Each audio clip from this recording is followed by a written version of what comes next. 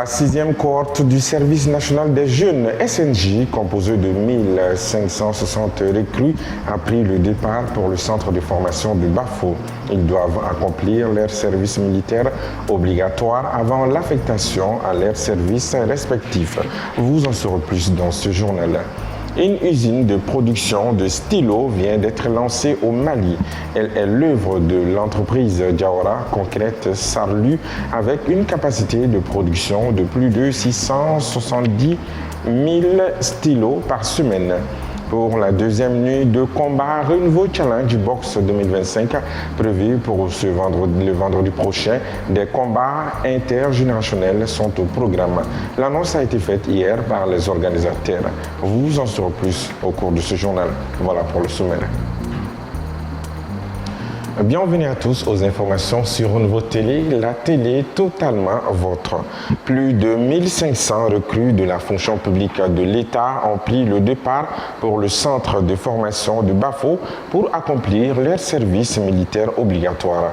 La cérémonie de départ de cette 6e cohorte du service national des jeunes SNJ a eu lieu ce mardi 25 février 2025 à l'ex-SNJ en présence du ministre chargé de l'instruction civique et de la construction citoyenne.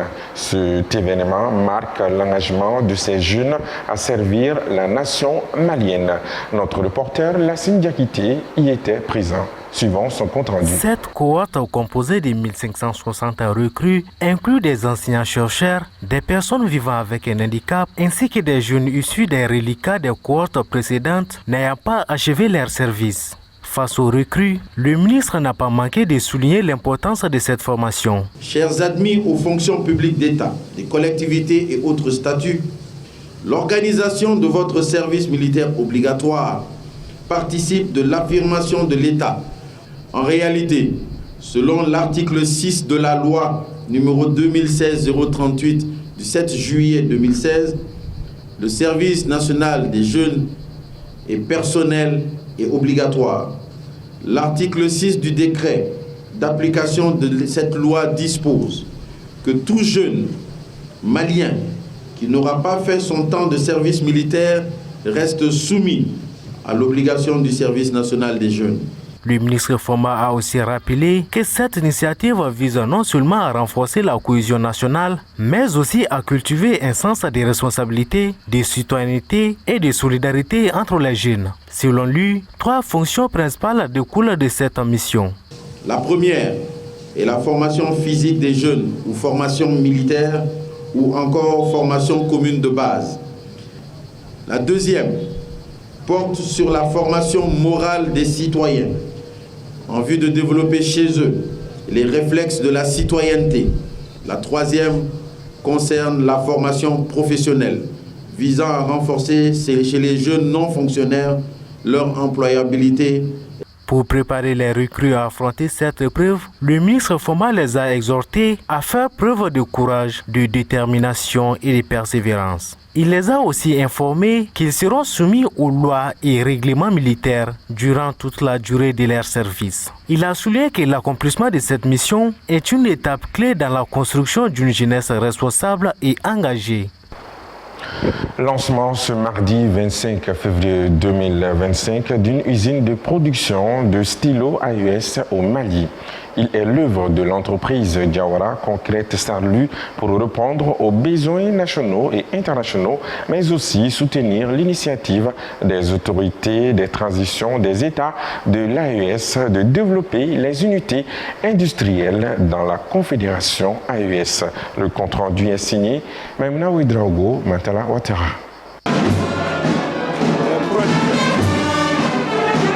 Cette cérémonie de lancement officiel d'une unité de production de stylos AES au Mali marque le début d'un développement économique et industriel au sein des États de l'AES. Créé par l'entreprise Diawara Concrète Sarlu, ce stylo est un symbole de souveraineté dénommé Yereta Kalamou. Le stylo de l'AES contribuera à écrire, à graver et à rappeler, même dans 200 ans, le courage, les sacrifices, les actions consenties par les peuples que nous sommes. Il écrira il gravera, il conservera le combat et la victoire de nos peuples dans chaque cahier, dans chaque bloc-notes, dans chaque livre, feuille ou tout support, car le stylo de l'AES résiste aux intempéries du temps, telles que l'humidité, la chaleur, qui vient de nous être rappelée par le maître des cérémonies. Cette initiative s'inscrit dans la vision des autorités à promouvoir le développement socio-économique de notre pays. Ainsi, le représentant du ministre a rassuré l'entreprise quant à l'accompagnement de son département. Promouvoir le secteur de l'industrie n'est pas une urgence seulement, mais surtout une exigence pour créer des emplois, contribuer à la distribution des revenus, diversifier la base de l'économie, accroître le produit intérieur brut et prendre en compte la dimension des micro- et méso-économies. D'ores et déjà, vous pouvez compter sur l'engagement du département de l'industrie et du commerce pour assurer l'accompagnement de l'unité, notamment dans les domaines de la qualité, de la lutte contre la fraude, la concurrence déloyale et la promotion commerciale.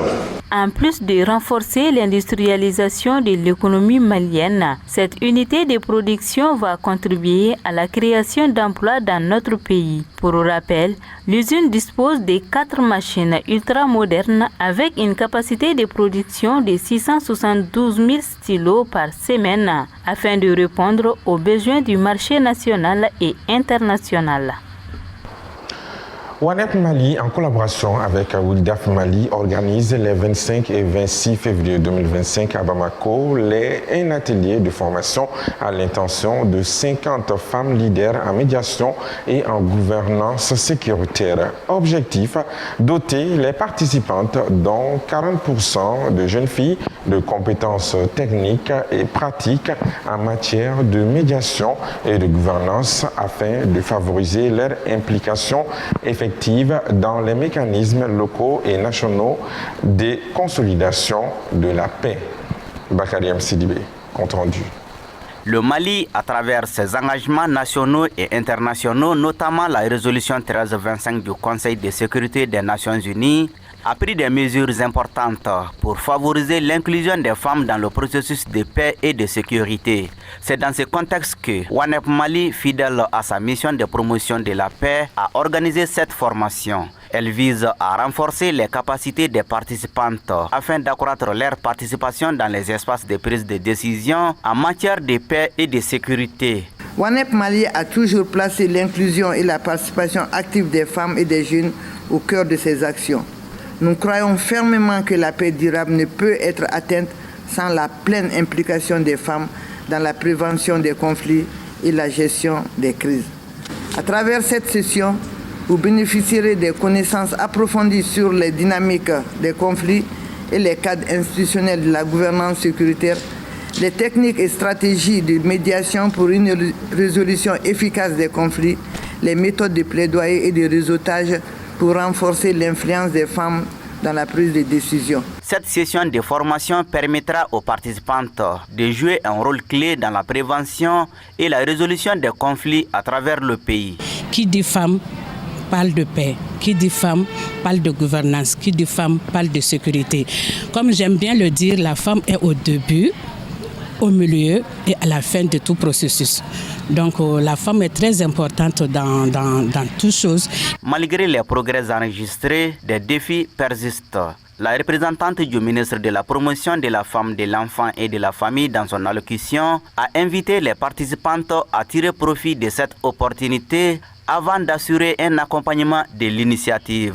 Nous savons que sans la participation effective des femmes, la paix restera incomplète. C'est pourquoi je vous exhorte, chères participantes, à tirer pleinement profit de cette formation, à partager vos expériences et à bâtir un réseau solide pour un engagement durable en faveur de la paix et de la sécurité du Mali. Nous continuerons à soutenir la formation et l'accompagnement des femmes leaders afin qu'elles puissent jouer un rôle actif dans la gouvernance sécuritaire, renforcer les cadres législatifs et institutionnels pour garantir l'inclusion effective des femmes dans les instances de décision. Cet atelier s'inscrit dans le cadre du projet d'appui à l'agenda Femmes, Paix et Sécurité au Mali. Il est financé par l'ambassade de la Grande-Bretagne au Mali.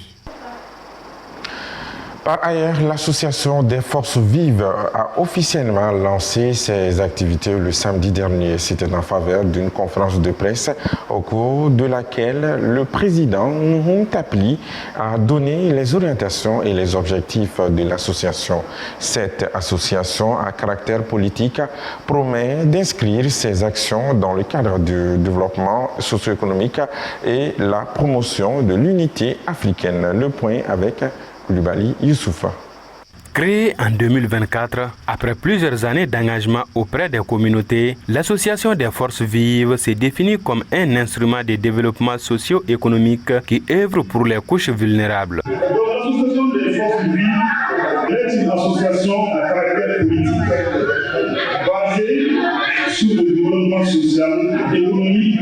L'association des forces vives est auprès des couches vulnérables à travers les appuis aux activités génératrices des femmes, des jeunes, et cela sur tous les amis du territoire national. Dans sa dynamique de soutenir la promotion de l'unité africaine, Nouhoum Kelepili et les membres de son association se disent prêts à tout mettre en œuvre pour la consolidation de l'AES. L'association a pour mission de sauvegarder la souveraineté nationale, l'intégrité territoriale de notre pays, contribuer et assurer la sécurité alimentaire des populations, contribuer au renforcement de la défense de la patrie, participer aux différentes élections, soutenir toutes les initiatives de l'intégration africaine et celles de la Confédération des États du Sahel, l'AES. Promouvoir toute action en lien avec la cohésion sociale, la citoyenneté et le vivre ensemble. Malgré son jeune âge, l'Association des forces vives est déjà implantée dans plusieurs localités du pays, notamment Bamako, Ségou, Mopti, Kati, Kangaba et bien d'autres. Précisons que le président de la dite association s'appelle Nouhoum Kelepili. 200 apprenants de l'école de santé Kaladiata 7e et 8e promotion et de l'Institut des sciences médicales Gorée, première promotion, ont reçu leur attestation de fin d'études le samedi dernier. La cérémonie de graduation, en plus des parents d'élèves et du parrain de l'événement, Dr Idrissa Diabaté, a mobilisé les partenaires des deux établissements, Bakary M. Sidibé. Après des années de formation, l'école de santé Kaladiata et l'Institut des sciences médicales Gorée viennent de mettre sur le marché de l'emploi des hommes et des femmes prêts à servir le domaine de la santé. Durant tout le cycle de formation, ils ont bénéficié de l'expérience et de l'expertise des professionnels en santé dans toutes les spécialités. Vous avez été mis sous pression, forcé de vous surpasser, à avoir une attitude de cadre, un tempérament d'agent et de responsable de santé, pour ne pas dire le service national des jeunes du complexe scolaire Kaladiata. Malgré toutes ces difficultés, vous avez accepté de continuer et de devenir un pôle d'excellence. Vous voilà aujourd'hui aidé de recevoir ce diplôme aussi convoité par tant d'autres et fier d'être parmi le secteur de santé promoteur. Retenez ceci pour votre nouvelle vie professionnelle. Vous êtes appelé à servir partout où le besoin sera. Depuis sa création, l'école de santé Kaladiata s'est fixée comme objectif principal de valoriser l'excellence dans la formation en santé.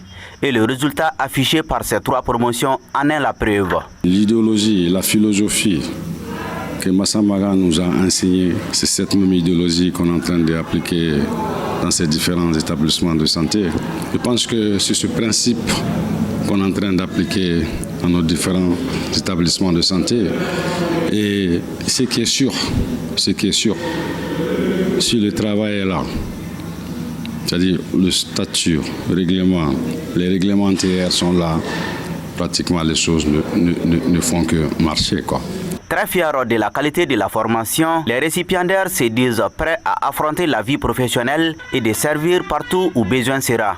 À partir de cet instant, nous ne sommes pas seulement des lauréats de l'école de santé Kalajata et de l'Institut des sciences médicales Gorée, mais des ambassadeurs de cette grande et prestigieuse école partout où nous allons servir. En outre, nous voilà aujourd'hui pour donner le ton de départ pour ce qui est la carrière des hommes et des femmes de la santé dont nous nous glorifions. Alors, pas de stress, redoublons d'efforts.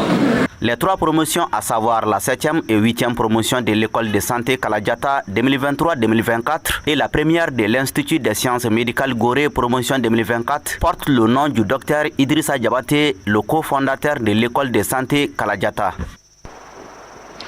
La société d'exploitation de mines et de carrières au Mali, Semika, a offert 25 barrières d'une valeur de 8 millions de francs CFA au groupe de sécurité routière. Ce don qui a eu lieu le lundi 24 février 2025 au GMS de Bamako vise à soutenir les forces de l'ordre dans leur mission régalienne. La Syndiacité, Mantalawata. Cette cérémonie de remise des barrières témoigne l'engagement de la CEMIGA à soutenir les actions des forces de l'ordre afin de réduire considérablement le taux d'accidents au Mali. Ces barrières vont contribuer à renforcer la libre circulation des personnes et de leurs biens sur les différentes artères à Bamako. Nous exhortons tous citoyens maliens à faire ce qu'il peut.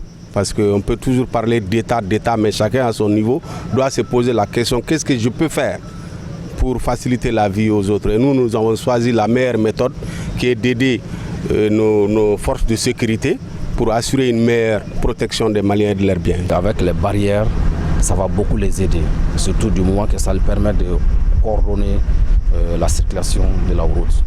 Et puis ce n'est pas notre première fois qu'on les adresse ces barrières. On donne des barrières c'est la 4e édition comme ça qu'on leur donne des barrières, au-delà de 25 barrières. Et pratiquement chaque année on les offre sur ça. Les membres du groupement de sécurité routière se réjouissent de cette action. Ils remercient l'entreprise Semiga pour sa vision qui traduit également la volonté des autorités à rendre plus professionnel le travail du GSR. Nous sommes très reconnaissants à la réception des barrières qui sont d'une utilité substantielle dans notre travail de régulation et d'organisation de la circulation routière de tous les jours. Cette reconnaissance fait allusion à des actions précédentes pour les mêmes outils. Nous vous remercions et vous rassurons que bon usage sera fait de ces matériels tout en espérant que d'autres initiatives suivront. La CEMIGA a rassuré de la continuation de son engagement à soutenir les forces de sécurité dans l'accomplissement de leurs missions quotidiennes. Le Front uni pour le développement de la patrie a organisé le dimanche 23 février 2025 une journée de salubrité au commissariat de police de Yirimajor. Cette initiative s'inscrit dans le cadre de son plan d'action 2025 et en droite ligne de vision des autorités. Zakara Oumar Keita. En effet, cette journée de salubrité du Front uni pour le développement de la patrie vise à améliorer le cadre de travail du commissariat de police de Yirimajor. Et le premier coup de balai a été donné par la présidente du FUDEPA en présence des responsables du commissariat de police de Yirimajor. Pour les organisateurs, le choix du commissariat de Yirimajor n'est pas fortuit. L'objectif de cette journée, c'est vraiment d'aider, dans le cadre de notre citoyenneté, de notre participation, à l'effort public d'assainissement, d'aider le commissariat de Yirimajor à avoir un cadre de vie propre. Un des objectifs fixés par FUDEPA. Aujourd'hui, on est au 13e arrondissement du Yirimajor. Comme on le dit, le commissariat du Yirimajor, depuis ce matin jusqu'à présent, on est tous motivés et contents. On est en train de faire l'assainissement partout. Ça fait partie aussi des bonnes citoyennetés du pays. Oui, Inch'Allah, même hier on était au Asako de Yirimajor. Aujourd'hui on est au arrondissement de Yirimajor.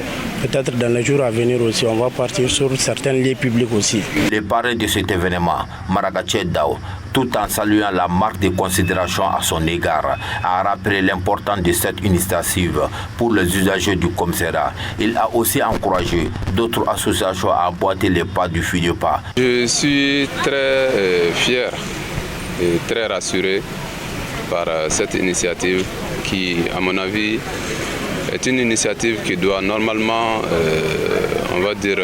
inciter l'ensemble des habitants de notre commune à emboîter le pas à cette association. Parce que qui parle de développement parle d'assainissement. On a beau être démunis, on a beau être, sans rien, mais ce qu'on peut faire sans rien également, c'est vraiment l'hygiène de notre cadre de vie. Et c'est là on n'a pas besoin d'avoir des moyens pour le faire. Mais ce dont on a besoin forcément, ça c'est l'engagement citoyen. Et c'est une preuve d'engagement citoyen que cette association, ces organisations viennent vraiment de faire aujourd'hui. Donc il nous appartient, nous, citoyens de la commune ou d'autres communes, de leur emboîter le pas. Il faut noter que le FIDEPA est composé de plusieurs associations et présent dans plusieurs localités du pays. Après une première nuit réussie, les organisateurs de Renouveau Challenge Box 2025 annoncent la deuxième nuit de combat de cette compétition prévue le vendredi 28 février 2025. Pour cette soirée de combat, les athlètes vont s'affronter dans deux catégories différentes. La catégorie mi-moyen, 63,5 kg, et celle des super mi-moyens, 75 kg. Outre l'administration du groupe Renouveau, cette conférence a mobilisé les partenaires dont Canal+ et la Fédération malienne de boxe. Emma Fifame, nous n'avons Zakaria Omar Keita. La boxe est l'une des plus anciennes formes de combat au monde. Elle renforce les muscles, améliore la condition cardiovasculaire, brûle les calories et bien d'autres. Le groupe Renouveau, en partenariat avec Canal+, s'est lié à la Fédération malienne de boxe afin que les boxeuses et boxeurs maliens puissent aller loin et être visibles sous d'autres cieux. Pour atteindre cet objectif, le groupe Renouveau, à travers Canal+, espère obtenir des stages aux boxeurs à l'étranger afin d'acquérir plus d'expérience. Il y a quelques athlètes qui se sont illustrés par l'élégance sur le ring, par la maîtrise des techniques. Les gens les reverront, en tout cas à la finale, des athlètes bien requinqués, bien motivés, et le résultat sera quelque chose qui va être à la hauteur des attentes. Et cela m'amène à lancer un message de faire en sorte que ces jeunes gens qui vivent de cette passion puissent mieux vivre de façon, on va dire, professionnelle de leur activité. Parce qu'effectivement, il faudra non seulement être compétitif ici, mais continuer également jusqu'à se frotter à d'autres athlètes, d'autres horizons, notamment en Europe ou en Amérique. Pour la deuxième nuit de Renouveau Challenge Box 2025, 4 athlètes vont s'affronter par catégorie. La Fédération malienne de boxe, à cette occasion, a invité les athlètes et leurs entraîneurs au respect de tous les règlements en vigueur. Je demande aux boxeurs de travailler avec courage et assiduité. Grâce au Challenge Box 2025, la fédération va certainement accueillir plus de boxeurs. Je demande à tous les candidats et leurs clubs de respecter les consignes. Après la présentation des athlètes, une différence de génération s'est fait remarquer. Mais chacun croit à sa chance de remporter le combat. J'ai plusieurs stratégies que je ne compte pas dévoiler. Ce qui est sûr, vendredi, on saura qui est capable de quoi. Fousseni, c'est mon petit. Qu'il aille demander à son grand frère la leçon que je lui ai donnée. Par contre, avec lui, je vais faire doucement. Je suis sûr qu'il a attendu ses grands frères parler de moi. Comme c'est un débutant, je vais aller doucement pour qu'il n'abandonne pas la boxe. Certes, il a de l'expérience, mais moi, je suis jeune et je maîtrise les nouvelles techniques que lui, il ignore. Je doute fort qu'il puisse continuer le combat avec moi. La jeunesse aura-t-elle raison de l'expérience? On le saura le vendredi 28 février 2025 à 21h sur le ring au groupe Renouveau. À noter que la boisson Double Seven est le premier partenaire à avoir confiance en Challenge Box 2025. Le rendez-vous est donc pris pour le vendredi prochain, ici même au sein du groupe Renouveau à Missabougou. Aucun témoignage ne vaut celui de ses propres yeux. Proverbe africain. Demain à 19h, vous serez en compagnie de Marietou Makalou. Bonsoir.